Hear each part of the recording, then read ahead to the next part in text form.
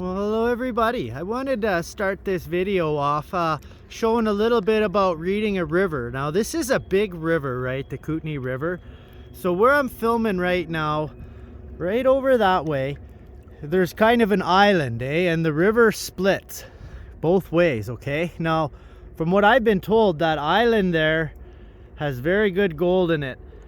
Other places that you may want to look, I wouldn't necessarily go near that gravel bank across there because it's all little tiny pebbles and everything, right?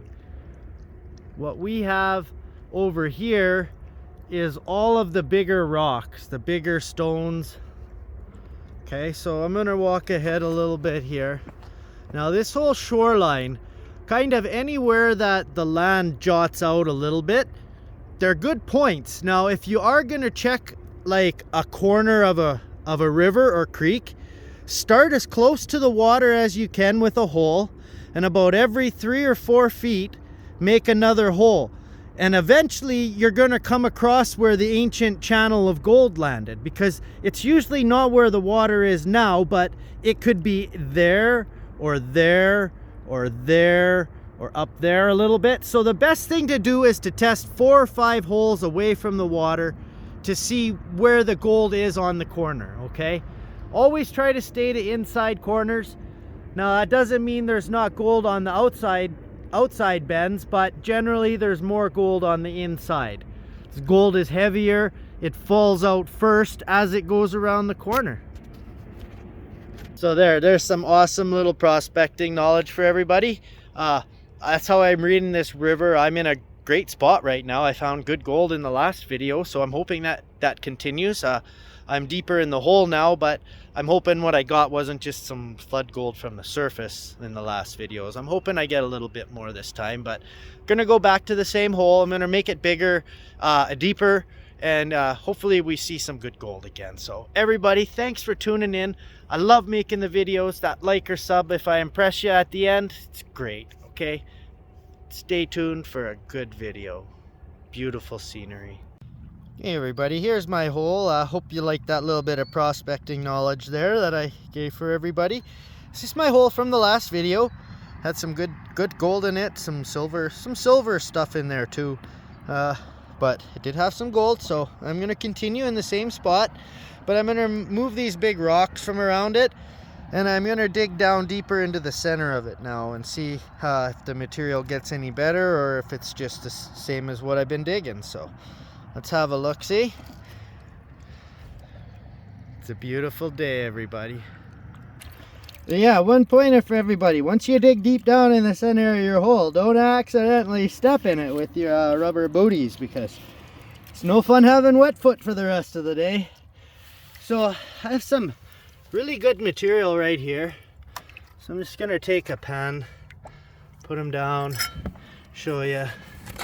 This is a great way to collect some early material before you put the shovel to it.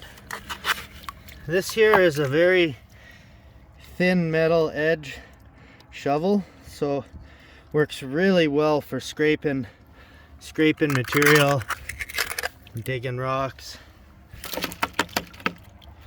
You guys enjoy that. Got the same prospecting stuff again today. I have my big machete, bear spray, small gutting knife. Got daughter and best dog. Doesn't listen very well, but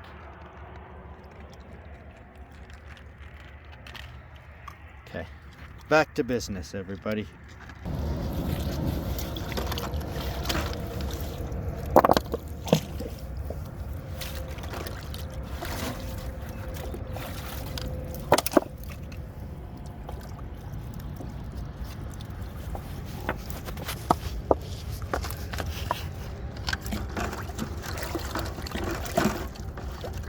Wash all of your rocks good. Keep them around your hole always, so it's easy to fill them back in. With this whole beach is boulder, so it's very easy to reclaim this after. I will be showing you guys the reclamation in this video because it is an important part to mining, is the making the ground as it was, basically. You reclaim it to the way that it should have been when you were there. If you see someone else's garbage, pick it up, take it with you. Do the good, you know. Yeah, let's get some more material now.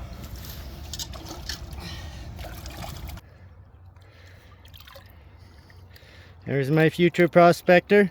She dug some dirt up from the beach here and she's gonna pan it out. Remember, give it a good stratify. Clean it real good.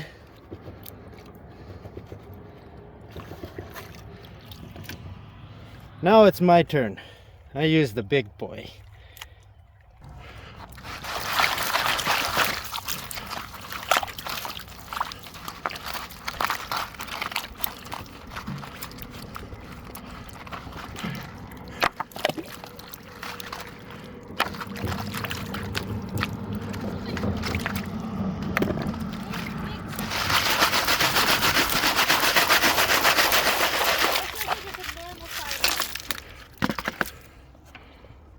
Well, my hole's getting a lot bigger. I'm about 2 feet down now in the center.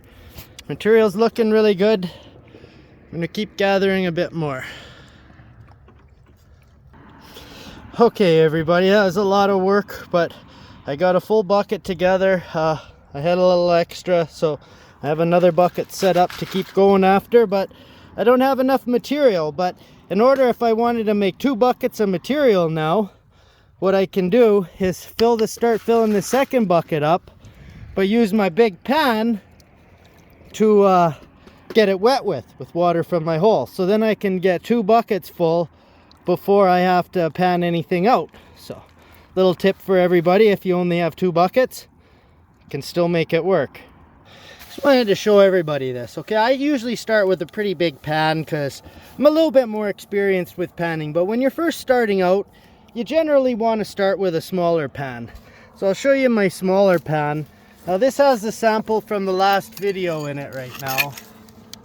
But this pan here is about 10 inches. You know, about 10 inches. So it's a small pan. Start with smaller material till you figure it all out, and then add more material and bigger pan. So just when you're starting out, you gotta be careful. Oh no, in that last segment I submerged both my booties. Now I got double wet foot. Damn it! Well, I gotta keep going. Get this bucket done anyways. See what we got here. Yeah, I did the classic stupid. Wet foot for the rest of the day. Oh man. What are they doing over there? They're prospecting somewhere. Yeah. Anywhere that he digs, she takes some dirt from. Brings it over to me. Okay, I'm about halfway through my bucket now, and another pan ready to go. My entrails are over there. Let's see what we see here, everybody. Okay, you guys, here's what we're gonna do. I have my last pan here, and I have all the classifications that I have down to here. What I'm gonna do is that we're gonna fill this hole back in, because I always reclaim my holes. Won't take long, but you guys need to see what you gotta do when you make a kind of a mess like this of the bank. So I'm gonna put my stuff aside, and we'll do that in a minute. Deal with that. So remember, I kept all the rocks around my hole. Just use them. All of those rocks again.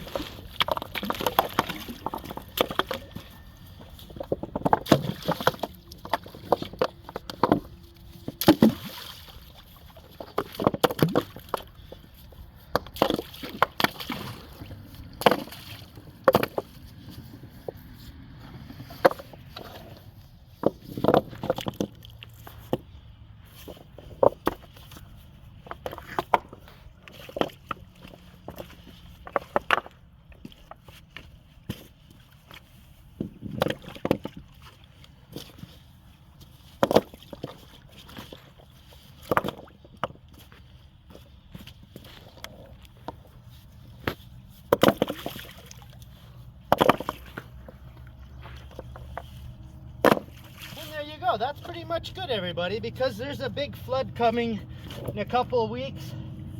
Holes filled in. It's good enough. I'll bring you back for this last pound here.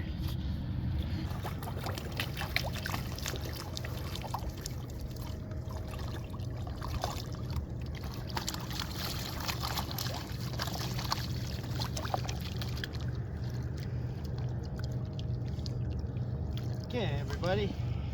Now what I'm going to do is take the last bit of that over to here. Add it to the little guy.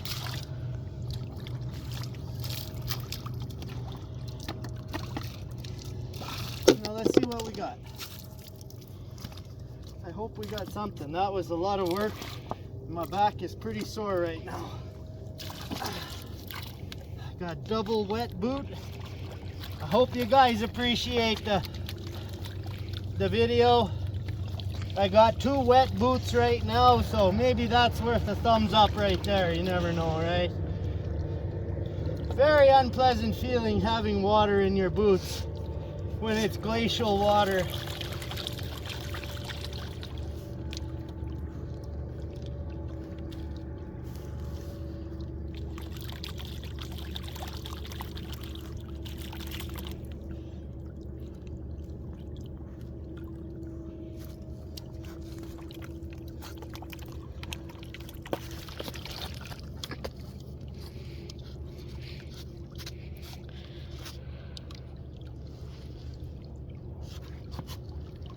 I don't see much, everybody, but I got black sand in there still to look through.